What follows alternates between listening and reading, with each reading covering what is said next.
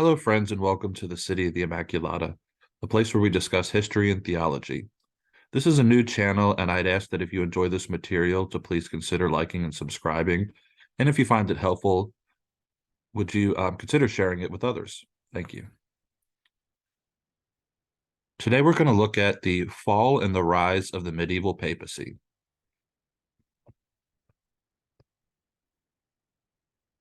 I'm breaking this down into three parts. My main goal in this series is to cover the Gregorian reforms.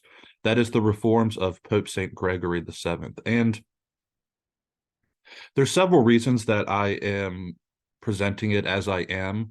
For one, the primary and principal reason is that I do not feel that Pope Gregory VII has gotten his fair due. Usually when he comes up in polemics against Catholicism, be that from Protestants or from what seems to be on the increase from Orthodox, who tend to borrow from Protestant for these type of sources. But also because I just think it's a fascinating story, and in Catholic circles, he's just not given his due. The Gregorian reforms, you cannot talk about the medieval papacy without talking about the Gregorian reforms. And for some reason, oftentimes, Protestants, Orthodox, Catholics will talk about the medieval papacy without putting it into context. But you also can't begin with the Gregorian reforms. So here, I've decided to begin with an era that is called the Pornocracy, or the Saeculum Obscurum. That is the dark ages of the papacy. And from there, we are going to cover the seeds of reform and the Gregorian reforms proper. So the first part, the Pornocracy. Now, as with any historical story, the challenge for the historian is always where to begin. I can't begin speaking about Pope Gregory VII without speaking about the historical context that led to the reforms. But it's also not easy to begin with the context that led to the reforms without speaking of the context that led to the Pornocracy. It wasn't just born out of nowhere. And again, the challenge for the historian is, well, where do I begin? Do I begin at point B? Well, point B came to us from point A, but can't just begin with point A because there was a period before that. So you always just kind of have to pick a spot to begin with. And I'm going to pick two immediate historical contexts that are directly at play when we speak about the era of the Dark Ages of the papacy. And the first is the relations with the Eastern Church.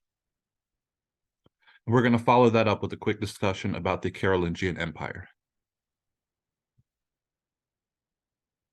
So the relations with the Eastern Church. Now, as we're coming into the Dark Ages of the papacy, we are coming out of an era known as the Byzantine captivity of the papacy.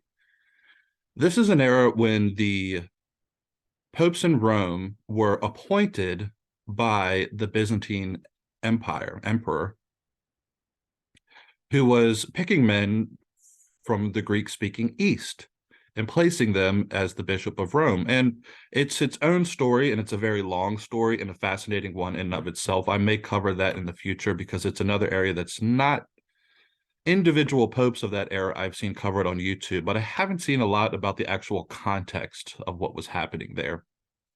And it's one of the great ironies of history, I think it's Eamon Duffy who puts it this way, that it was under the Byzantine captivity of the papacy, it's under the era of these Greek-speaking popes that you really begin to forcefully see the Roman papacy speak for itself in a context, in a way that's much more forceful than you would in the earlier decades and centuries of the papacy. So you combine that with the iconoclast era. This is the era where the Eastern Empire falls into the heresy of iconoclasm, and the combination of the two, the relations with the East throughout this period of the Byzantine papacy, where these Greek-speaking popes are taking an independent stand for themselves, and the iconoclastic controversy, where the papacy throughout all of it maintained its prerogatives and orthodoxy, oftentimes against the empire. Relations are becoming very strained. Now, Rome at this time is constantly under threat. Since the fall of Rome, it's under threat to various tribes. And it's on paper, Rome on paper is under the protectorate of the Eastern Empire. But in practice, as we're leading up to this period of the Pornocracy, you have a succession of popes that are imploring the Eastern Emperor to offer assistance against these invading barbarians and these invading threats. And for various reasons that we can't really get into here, the Eastern Emperor does not. Now, he's often caught up in his own internal politics, and the Roman providence was the Rome proper was often seen as sort of on the fringe, on the outskirts, the backwaters. And the assistance is really not something that he can offer. Whether any given emperor doesn't want to offer it or just can't offer it, that's a matter of each individual circumstance. But you constantly get these series of popes that are imploring for assistance only to be ignored. Add to this, you're bound to lead to strife at a certain point, and that strife really culminates in its apex in two very strong-willed men. This would be Pope St. Nicholas the Great, and Photius, the patriarch of the Constantinople, and the Phocian Schism. And again, I would point you to other sources you can find online. There's some great lectures out there that are available on the Phocian Schism. But the Phocian Schism happens and it's resolved, but the relations with the Eastern Church and the Eastern Empire are somewhat permanently strained. So now for the Carolingian Empire, just quickly. So from Pepin forward, Pepin, the son of Charles Martel, so king of the Franks, it's to be taken into consideration the relationship of what's happening with the popes and the Eastern Emperor, and the non-response that we get from the Eastern Empire, that the Pope turns his sights to the West for protection. And while it sort of begins with Pepin, it's seen that, this is from here on, the Western Frankish Empire will be the protectorate of the papacy. It's really not until the coronation of Charlemagne in 800 that this comes into its own. And now, while in the coming centuries after this period, the papacy will be under the protection of this emerging Western Empire, by the time that we get to what we're focused on here, the Dark Ages of the papacy, the Carolingian Empire becomes partitioned. So Charlemagne himself dies, and his united empire, becomes fragmented amongst his heirs. And the result of that is that Rome is left alone. The East is caught up in its own struggles, its own internal struggles, its own external struggles. This is the time of the rise of Islam. The East is caught up in its own thing. The Carolingian Empire is sort of folding in on itself and is inwardly focused on the sort of internal strife that's happening. So Rome is left to itself.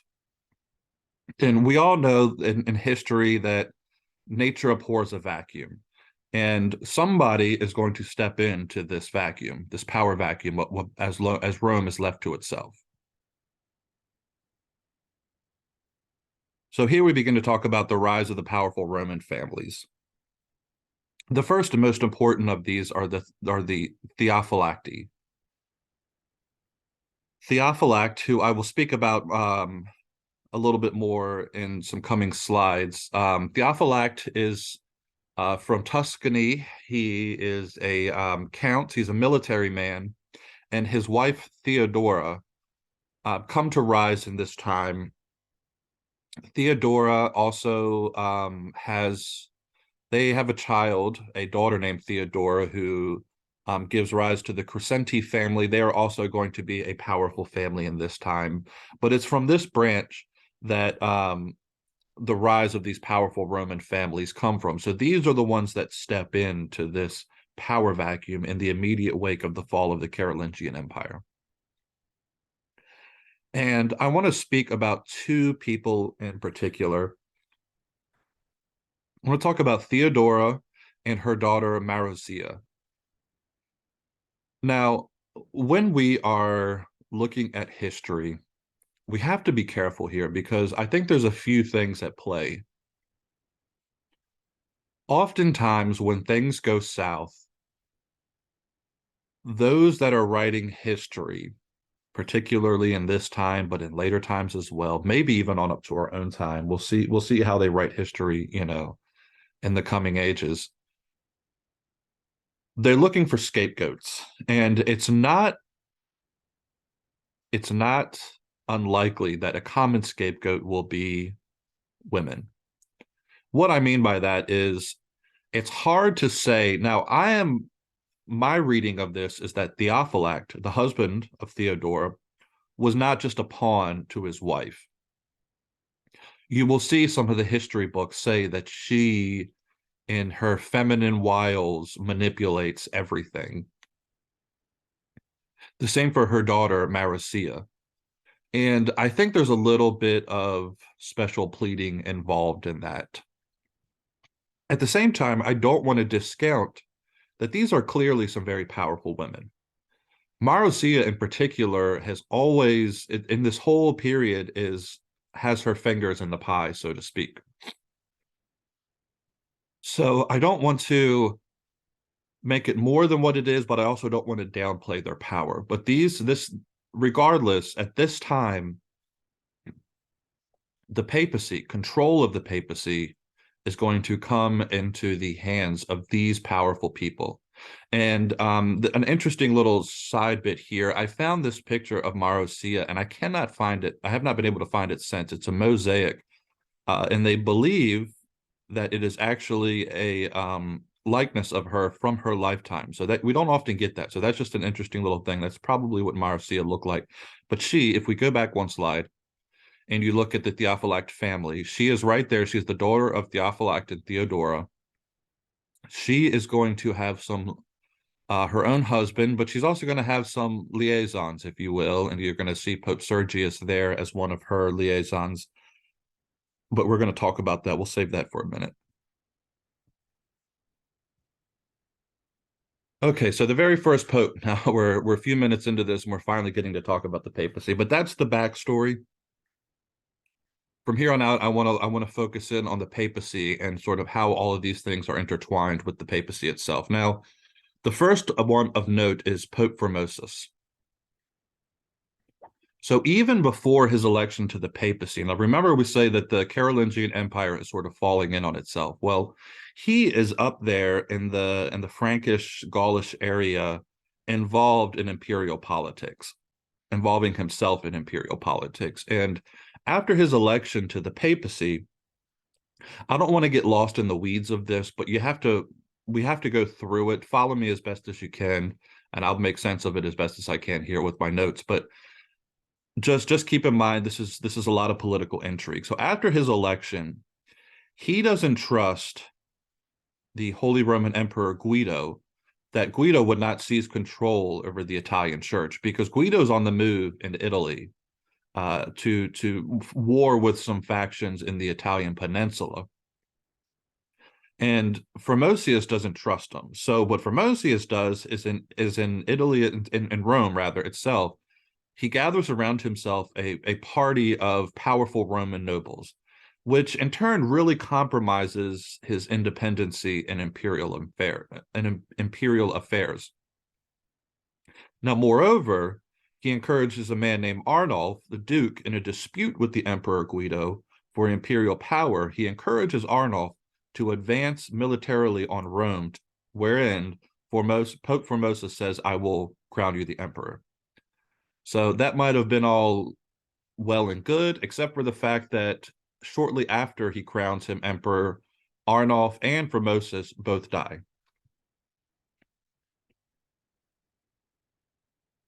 So what happens is this leads to the famous Cadaver Synod of 897.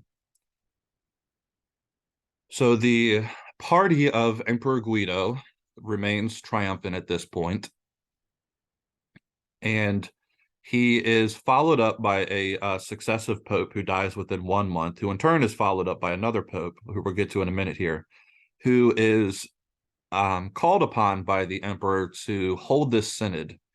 And it's a very macabre thing. You may have heard about this. This is the context of where this Cadaver Synod comes from. What they do is they exhume the body of Pope Formosus. They deck him out in full papal regalia. They set him on the papal throne, and they proceed to try him in a mock, obviously very mock trial. And they try him, they convict him, and then they dump his remains into the Tiber. Now, the Pope responsible for this is Pope Stephen VII. And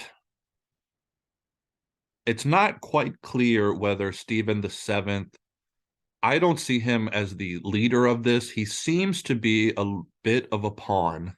Maybe pawn is a strong word, but at the very least, he's being used by the imperial powers against Pope Formosius. And we're going to call it from here on out, it becomes known as the we're going to call it the Formosian party. So the party of people that are pro Pope Formosus versus the party of people that are, we won't say, it's not necessarily the Stephen party. It's more like the imperial party, or even easier, the anti-Formosian party, right? So the anti-Formosian party under the emperor, using the Pope Stephen VII, they hold this mock trial, this Cadaver Synod, but it leads to a violent eruption in the city. The city's not, the Formosian party is very powerful. So that in turn leads to its own violent uprising, wherein Pope Stephen the Seventh falls victim to it. And from here on out, we have what I'm just calling the initial downward spiral, right? From the Formosian Cadaver Synod to the aftermath of that, it just gets worse and worse. So we have Pope Romanus, 897. He's of the Formosian party. He's deposed by some of Stephen's adherents. He dies within a few months of ascending to the papacy. Pope Theodore, 897. He's of the Formosian party. He dies within the first month. Pope John IX, the Formosian party, he tarries with Stephen's adherents. Pope Benedict IV, he's of the Formosian party. He crowns Leo III, Holy Roman Emperor, but he's soon defeated by the emperor is soon defeated by Berengar of Friuli. So that's not a good outcome for the popes here, when you're the man that you crown is defeated by someone else. And then we have Pope Leo V. Now he was an attempt. He's known for his holiness, and he was an attempt by some people, because you can imagine here, right, that everything is just going insane, and there's going to be in any given time, there's going to be a few good people that are going to try to like step in and be the voices of reason. So what they attempted to do here was they want to get somebody who's known for his holiness, who's from outside the city, an attempt to put him into this position of the papacy to sort of thwart the rising factionalism that they see taking place. And unfortunately for him, he's in the office for 1 month, where he's seized, imprisoned, he's deposed, and he's replaced by an anti-pope, and eventually he just dies. And it's at this that we get to what we officially know as the Pornocracy. And I love this image here. I just want to point this image out. Here we have, I don't know exactly when it's from, but here we have an image of the Pope. And if you notice, to his left is obviously a very saintly woman there, right? She is a saint. She's got the halo, and he's sort of pushing her away. He's dismissing her, while at the same time he's receiving a cup from this lady who's scantily dressed, we'll say. And at the same time, if you look below his hand, he's being gnawed on by a dragon. So this is kind of what we're saying is going on here with the beginning of this, whichever pope this may be here. This is sort of a wonderful visual of what's about to take place. So let's begin with Pope Sergius III. And for these dates here, when I have the dates of the popes, I am just using the dates of the times that they are actually in office for the papacy. So Theophylact I, who we discussed, husband of Theodora, he becomes the effective ruler of Rome at this point. That sort of battles between the Carolingians are kind of coming to an end. For this period, the powerful Tuscany families and Theophylact in particular take rule. He intervenes in this mess with the Formosian party and anti-Formosian party, and he pushes through a man named Sergius III, who originally is part of the anti-Formosian party. Now, he declares the proceedings of the Cadaver Synod legitimate, which in turn makes all of Pope Formosius's consecrations invalid, which comes with its own problems. On top of that, it's rumored, and there seems to be some likeliness to it, that he takes Marcia, remember the daughter of Theophylact and Theodora, as a mistress, and with her has a child who will become future Pope John VI. Moving on, we get to Pope John X, 914 to 928. He is the cousin, possibly the lover of Theodora, wife of Theophylact, who, after there's a brief interim pope, Pope Londo, after his death, secures the papacy. Theodora secures the papacy for John. So we see now, this is where we're saying that these powerful Roman families, and in particular these powerful Roman women, are securing the papacy for their lovers and their family members.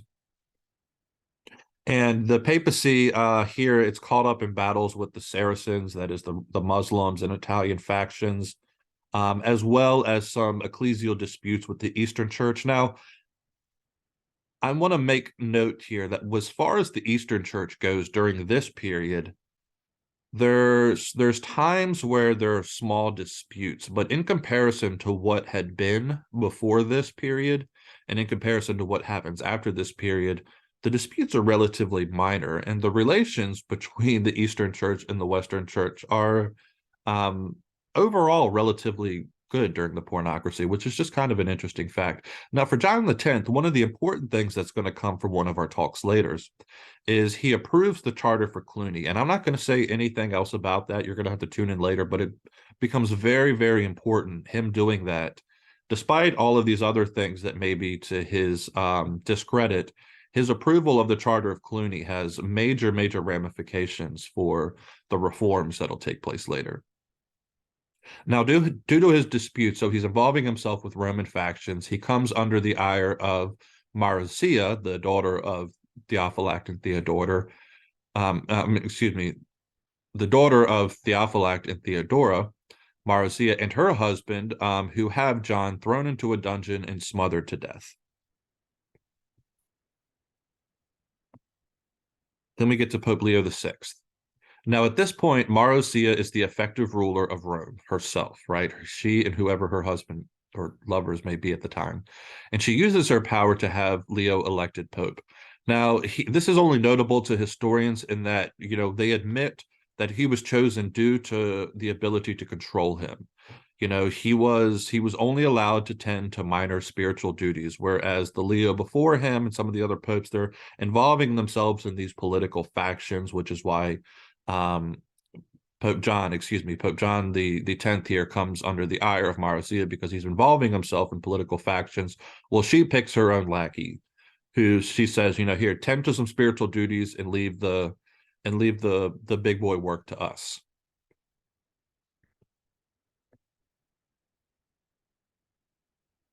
Now we get to Pope John XI, 931 to 935. So Marcia decides that the time has come to put one of her own into the papacy. So John is her child. The father is most likely, as we spoke of earlier, from her affair with Pope Sergius III. Now, again, the back and forth here between what's happening with who, I'm not so concerned that you guys keep up with, but it's just the complexity of it is worth noting here, right? So just follow along as best you can. So her husband, Guy, having died, leaves Rome vulnerable. So Marozia, in turn, being the shrewd woman that she was, seduces the main candidate as the incoming ruler for the city to seize the city, and then she marries him. Now, due to the increasing, so she's becoming more and more um, known for the severity of her rule. It's becoming, her severity is increasing, and then therefore her son, the brother of Pope John, Alberic III, leads a revolt in Rome against his mother, Marozia, wherein she's thrown in prison, and he becomes the ruler of the city. Now you can imagine, okay, Alberic has just thrown his mother into prison, so he's maybe a little skeptical of what John's going to do, his brother John, Pope, because it's their mother, so you don't quite know how he's going to react. So he has John confined to the Lateran Basilica. Um, I have this here. It's just interesting to note. We're not quite sure how this happened or what was taking place, but the Eastern Emperor wanted to have his son, that is the Eastern Emperor's son, made the Patriarch of Constantinople. So it appears that the emperor was turning to Marozia so that Marozia could get the Pope to approve the son to be made patriarch. So somewhere, and the deal was finalized with Alberic and John, but it seems to have been begun by Marcia. So I just find that just an interesting little tidbit to throw on there, that we still have some interplay between the Eastern Emperor and the papacy in Rome. Pope Stephen the 13th, or excuse me, 8th, 939 to 942, and much like some of the ones that are the sort of puppets here, he's confined to spiritual duties by Alberic. He's, tend to this and nothing else, or else is sort of the attitude here. Now, due to an attempt on Alberic's life, there's sort of a crackdown by Alberic's henchmen, and Stephen seems to have been gotten caught in the middle of this, and he is horribly mutilated by Alberic's supporters. Okay, so I want to point out here that even during this time, this Dark Ages, this pornocracy of the papacy, there's some rumblings of reform that are beginning to take place, okay? And not all of these popes are horrible men. They just if you think of it as sort of the coming tide, right? The tides of reform are slowly but surely getting larger and larger, but they can't seem to make inroads. And I'm going to spend a little bit of time, actually probably the bulk of the time in this next lecture, the seeds of reform, just sort of talking about how difficult it was, because you can see this is, I mean, you are deep in the mire of politics here when you're dealing with this era of the pornocracy, with the Roman families and the factionalism and all that's taking place. So to try to reform against that, especially when the papacy has been so debilitated and so its degradation, I mean, it's amazing it survived. It was Ronald Knox who once said, the Anglican convert to Catholicism, said that it was in his study of this period that he actually decided that he was going to become Catholic. How true that is, I don't know. I might have been being a little coy there, but it is true that, it's amazing that the papacy ever survived this period. And the fact that it survived is a little bit of an indication there of its guiding protection, divine protection. But, there was some popes who attempted to try to bring in reform, try to change this, and they were unable to, mainly because they didn't have the backing of an entire reformed movement. So the next time we're gonna spend time really going, it's gonna the timelines are gonna overlap, because as the reforms are beginning to creep into Europe and eventually Rome, as those reforms are taking place, it's happening at the same time that all of this is happening to the papacy. So this is just to show here that there is some overlap between the two. And finally, we're going to end with Pope John the 12th, 955 to 964. Now, he leads a military attack against the Lombards. And right there, that should be a moment of pause in and of itself, right? So here we have the Pope. Whenever you have your Pope leading militaries, expeditions, that's a sign of, hey, wait a minute. Now, the Lombards have long been a problem for the papacy. So, maybe he feels like he's doing what he has to do. But regardless, it's not a good situation for the Pope to be in. So he seeks out protection against the powerful Roman families by appealing to Otto I of the Carolingian line, which their alliance restarts the protectorate, of that Carolingian line. But after there's a conflict between him and Otto, so he's forced to flee Rome, and he returns again with an army and mutilates his enemies in the city. So again, we have the Pope now. Is it clear whether or not he ordered the mutilation of his enemies or whether his soldiers just got out of hands? Regardless, it's just not a good situation when your Pope is leading armies. So he kind of comes to a eventful death where he dies at the hands of a jealous husband who catches John with his wife, and is possibly defenestrated, that is, possibly thrown out of the window. So tune in next time. We're going to we'll be talking about the seeds of reform and how all of that tide began, leading eventually culminating in the Gregorian reforms. So I hope you enjoyed that. If you did, like and subscribe, and tune in next time. Thank you.